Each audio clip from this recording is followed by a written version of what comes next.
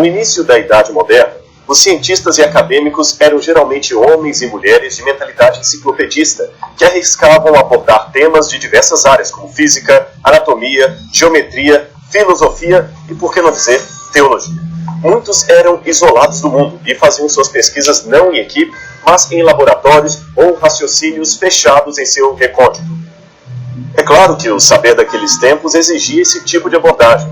O temor da Inquisição e a própria natureza pioneira dos empreendimentos justificavam a clausura e muitos daqueles pensadores fizeram, na verdade, um excelente progresso em suas pesquisas. Por isso, é difícil definir bem qual a real especialidade de homens como Leonardo da Vinci, Pascal ou Leibniz. Mas os tempos mudaram e o saber evoluiu. Hoje há muito mais informações do que antigamente, e a demanda por novas descobertas gerou a necessidade de se criar especialistas e grupos de trabalho. Por isso, diferente dos grandes inventos do passado, como o avião ou o telescópio, é difícil precisar quem foi o inventor da internet ou do controle remoto. Afinal, foi uma equipe que os produziu, e não apenas um indivíduo.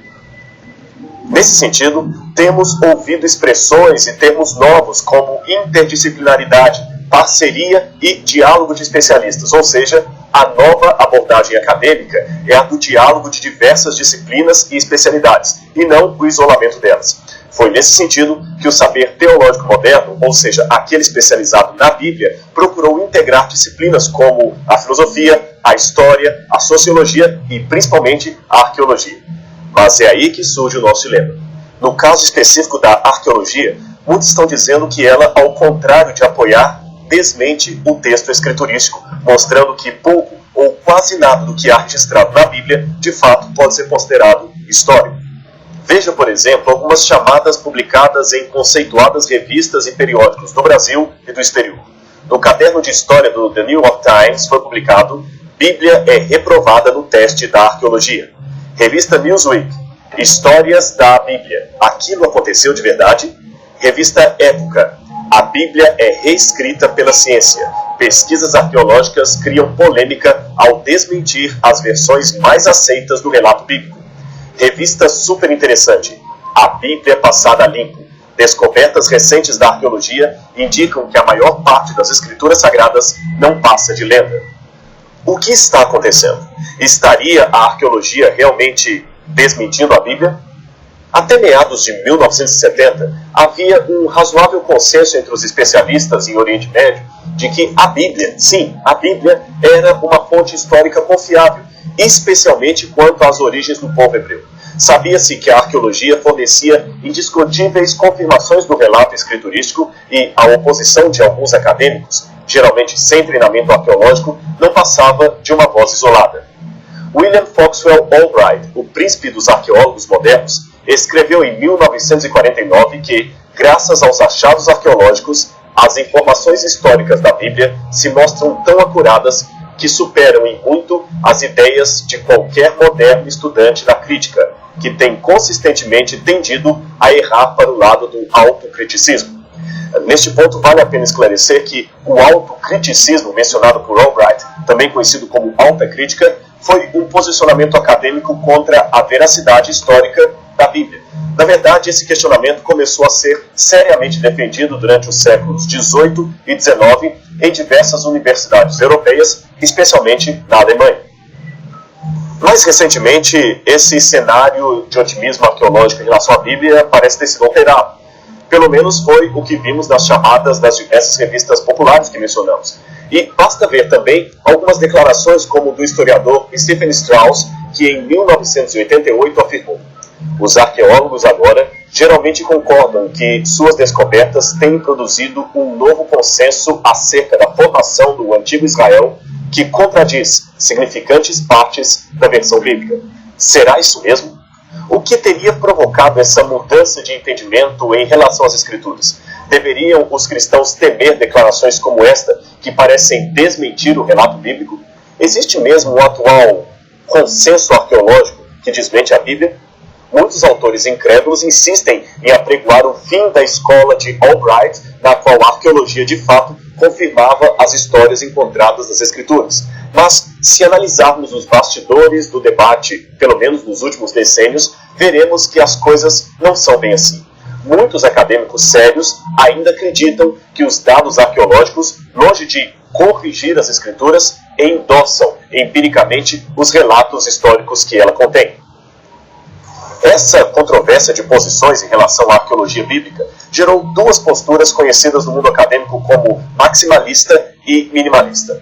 Pela primeira, entenda-se aquela visão tradicional que se sente suficientemente satisfeita com as evidências já desenterradas e não questiona a Bíblia com base apenas no que ainda não foi encontrado. Já a segunda, a minimalista, tende a supor que tudo o que não é minuciosamente corroborado por evidências contemporâneas aos eventos relatados deve ser corrigido ou abandonado. Em outras palavras, não basta a Bíblia dizer que houve um profeta chamado Daniel ou um primeiro-ministro chamado José que viveu no Egito. Se não acharmos nada daquela época, fora do texto bíblico, que mencione explicitamente o nome desses personagens, a historicidade dos mesmos deve ser automaticamente questionada. É mais coerente, ele supõe, acreditar que eles eram mitos e nada mais do que isso. Imagine agora se esse mesmo raciocínio for aplicado aos livros de história em geral que possuímos em nossas bibliotecas. É bem provável que 90% do que conhecemos tivesse de ser revisto ou questionado pelos critérios minimalistas.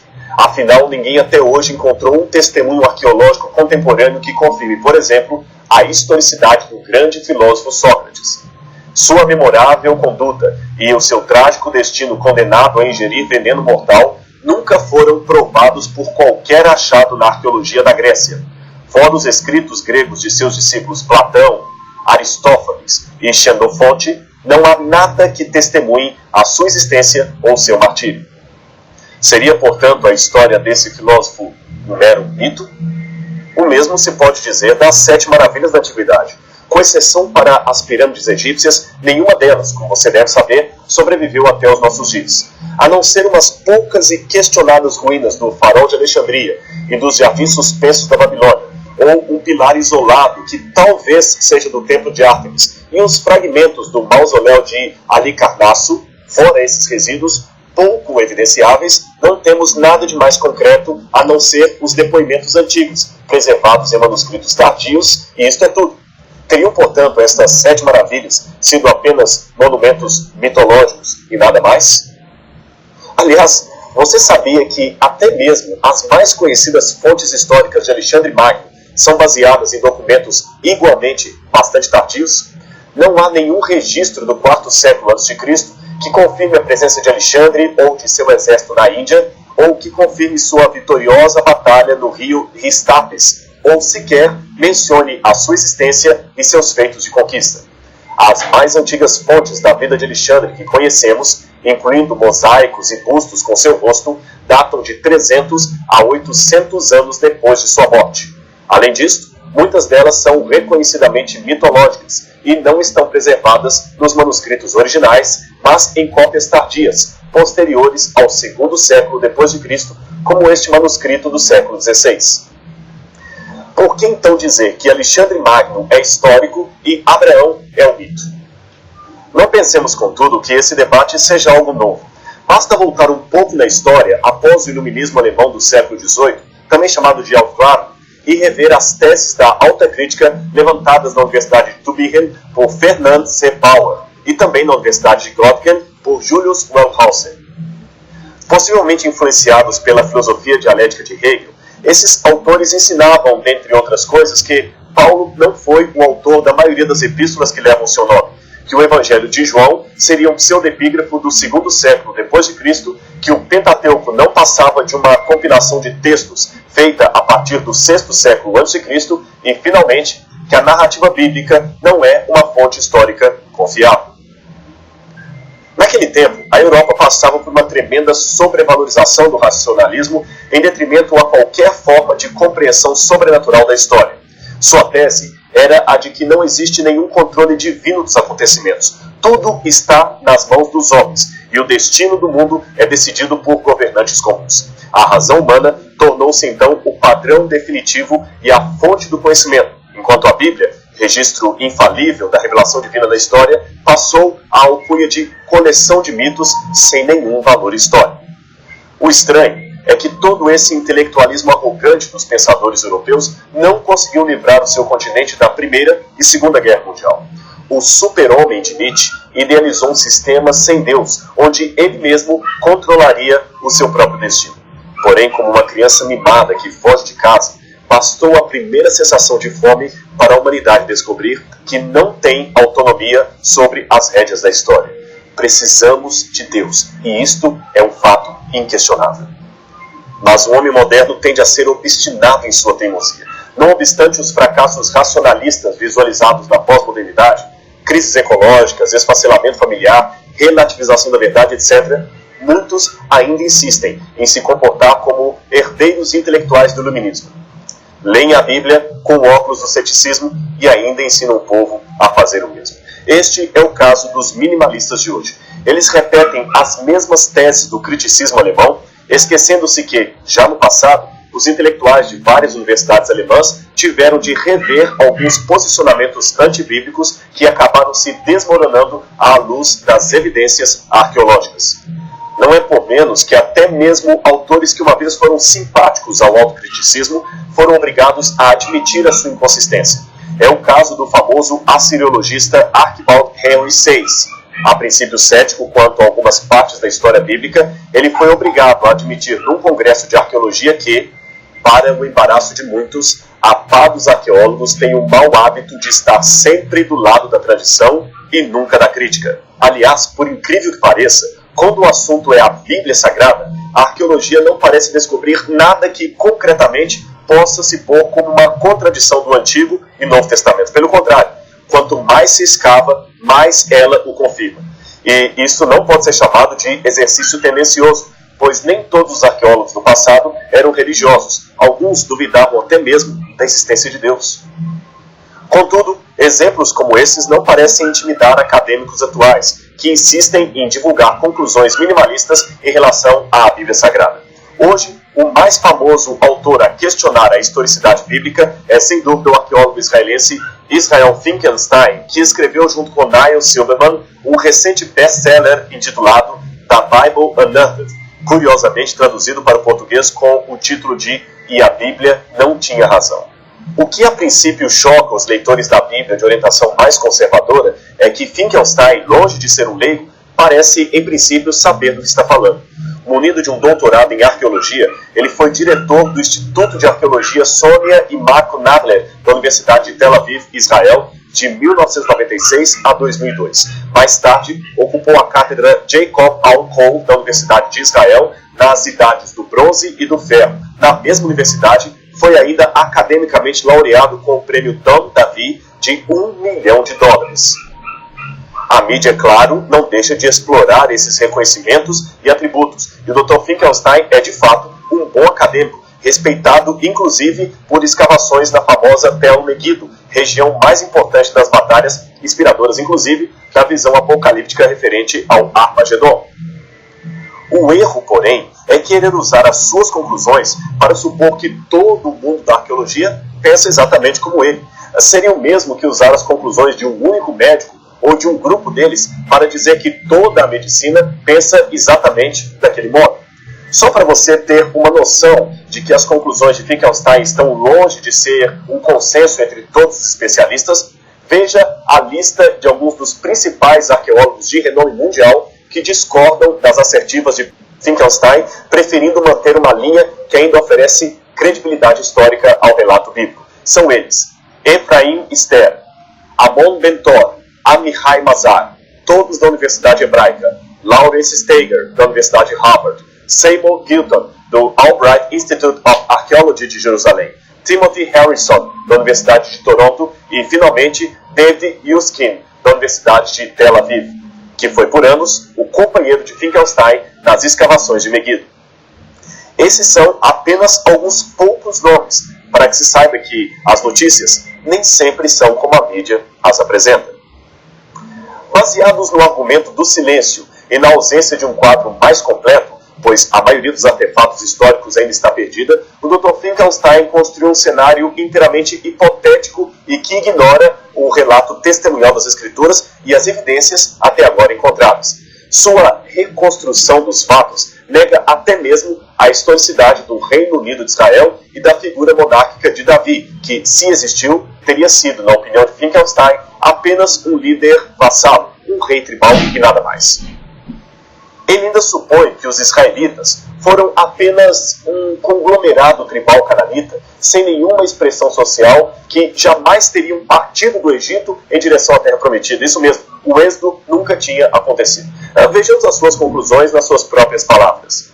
Não existe evidência arqueológica que sustente as mais populares histórias da Bíblia, como o êxodo, a peregrinação pelo deserto do Sinai, a conquista de Josué sobre Canaã.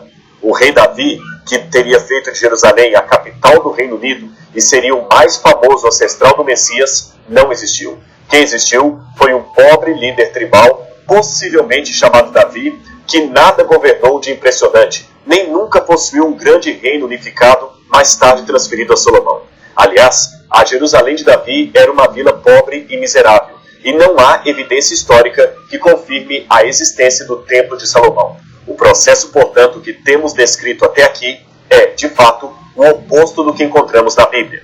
O surgimento de um antigo povo de Israel foi o resultado de um colapso da cultura cananita, e não o que a causou. A maior parte dos israelitas não veio de fora de Canaã, eles emergiram de dentro dessa terra. Não houve um êxodo em massa do Egito, nem uma conquista violenta de Canaã. A maior parte do povo que formou o antigo Israel eram moradores locais. Os israelitas primitivos eram, ironia das ironias, originalmente cananeus. De fato, não possuímos um elemento de evidência para cada frase ou cada história escrita na Bíblia. Ninguém ainda encontrou, por exemplo, uma pedra que refira ao rei Saul ou um tablete acadiano que cite o profeta Daniel entre os sábios de Babilônia. Também não temos no Egito nenhum papiro que mencione um governador hebreu chamado José. Mas não devemos ser apressados em concluir com isto que a Bíblia seja mitológica ou inexata em sua narrativa. Só para você ter uma noção, passaram-se mais de 1000 anos até que o arqueólogo Frank Godiel pudesse encontrar o palácio de Cleópatra e realmente confirmar que ele existiu na história. Até então, os historiadores dependiam de relatos antigos, cuja precisão também poderia ser questionada. Portanto, desaparecimento não é sinal óbvio de inexistência. Guerras, sobreposição de camadas, ladrões de túmulos e a própria ação do tempo fizeram com que muito material histórico se perdesse para sempre. Logo, quem teria mais crédito diante de um julgamento forense? O autor do Êxodo, que viveu na época e se declara testemunha ocular dos fatos ali mencionados, ou autores tardios como Finkelstein, que tentam reconstruir a história milênios depois dela ter acontecido. Vejamos, portanto, algumas das conclusões de Finkelstein contrárias à Bíblia e por que é possível discordar delas. A arqueologia moderna permite-nos assegurar que o núcleo histórico do Pentateuco e da história deuteronômica não foi escrito por Moisés. Esses livros foram compostos no século VII a.C. Para embasar esta conclusão, Finkelstein argumenta que o Pentateuco foi uma criação da monarquia tardia do Reino de Judá, destinada a espalhar uma propaganda ideológica adaptada às necessidades do reino. A história deuteronômica foi, então, corrigida durante o reino de Josias para servir de fundamento ideológico às aspirações políticas e também às reformas políticas concretas.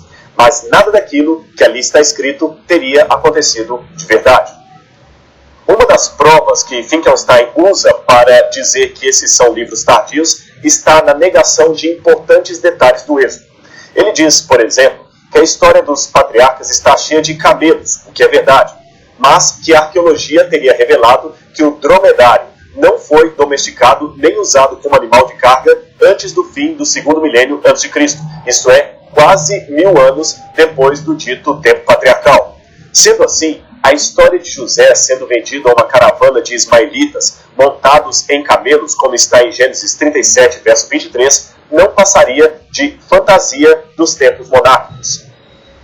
Não obstante esta afirmação de Finkelstein, um texto sumeriano do ano 2000 a.C., encontrado em Nippur, e outro menos preciso, encontrado em Alalak, mencionam não só a existência desse animal entre as tribos, mas também o uso costumeiro do seu leite. Ora, para se obter leite de um animal, ele deve ser domesticado. Essa figura de camelo que você vê em seu vídeo foi desenhada em uma estela da cidade de An-Nar, no sudoeste da Arábia, e datada com segurança como pertencente ao terceiro milênio antes de Cristo. Junto às ruínas descobriram ainda ossos de camelo, também datados do terceiro milênio antes de Cristo, o que, segundo a opinião da doutora Ilse Kohlefson, uma autoridade mundial no assunto, seria uma forte evidência de que o camelo já era um animal domesticado nos tempos patriarcais. Outro argumento usado por Finkelstein é o de que não havia reino edomita para combater os hebreus antes do 8º século a.C. Logo, isto colocaria em xeque a historicidade de textos como Números 20, que mostra o rei de Edom recusando passagem aos hebreus em sua peregrinação pelo deserto. Seria esta passagem um comentário anacrônico? Curiosamente, em 2002, no mesmo ano em que foi publicada a primeira edição do livro de Finkelstein, um novo estudo conduzido por arqueólogos da Universidade de San Diego, na Califórnia, dirigido e orientado pelos professores Thomas Levy, Russell Adams e Mohamed Nahir, este último do Departamento de Antiguidades da Jordânia, desmentiram a declaração de que não havia reino de Edom antes do 8º século a.C. Com um time de estudantes de arqueologia e escavadores vindos de diversas partes do mundo, o professor Levy, que aqui aparece de verde ao centro da foto, descobriu antigos artefatos muito importantes no sítio da antiga Khirbet en-Nahas, que em árabe quer dizer ruínas de cobre. Veja, por exemplo, esta foto aérea de uma antiga enorme fábrica de cobre, cujos remanescentes de metal, em tom mais escuro, podem ser claramente vistos no solo. Aquela zona de cobre era ignorada pelos arqueólogos por razões óbvias, dificuldades de escavar um terreno tão árido e também pelas ideias preconcebidas de que não havia um reino edomita tão grande assim. Porém, desde uma perspectiva antropológica e usando métodos de datação por radiocarbono, o Dr. Levy demonstrou que as duas maiores fases de produção do metal foram durante o 12º e 11º séculos a.C., posteriormente durante o 10º e 9º século, ambos, é claro, antes de Cristo. As descobertas não pararam ali. Esses escaravelhos de pedra egípcio encontrados no extrato inferior do sítio pertencem claramente a períodos egípcios antigos, o menor ao topo ao período do Novo Reino, que seria de 1295 a 1069 a.C. aproximadamente.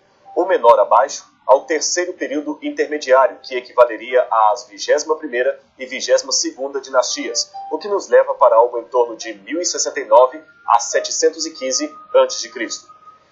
Essas cenas de uma esfinge andante e um caçador são emblemas daquele período e servem de indício adicional para o fato de que ali já havia uma grande atividade metalúrgica, já pelo menos por volta de 1200 a 900 a.C. Isto ainda é, reconhecemos, uma data tardia em relação ao êxodo, possivelmente ocorrido por volta do 15º século a.C. Contudo, já temos quebrado um dos paradigmas da alta crítica que afirmava a inexistência de tal reino antes do 8º século a.C. A data oferecida por Finkelstein teve de ser revisada e recuada em, no mínimo, 300 anos, o que favorece mais a narrativa bíblica do que a reconstrução hipotética deste pesquisador.